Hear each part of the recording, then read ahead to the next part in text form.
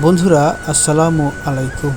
আমি এখন দাঁড়িয়ে আছি রাজশাহী গোদাগাড়ির সেই বিখ্যাত কাকনহাট রেল স্টেশনে। আপনি কি কখনো এই কাকন রেল স্টেশনে গিয়েছেন? যদি গিয়ে থাকেন আমাকে কমেন্ট বক্সে জানাবেন।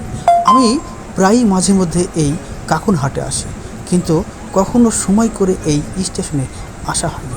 তাই আজকে এসে ভিডিও করে আপনাদের মাঝে শেয়ার করলাম।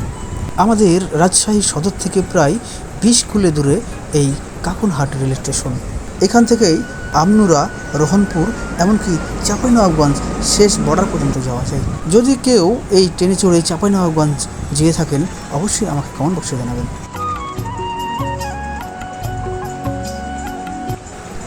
ভিডিওটি ধৈর্য সহকারে শেষ পর্যন্ত দেখার জন্য আপনাদের সবাইকে অনেক অনেক ধন্যবাদ।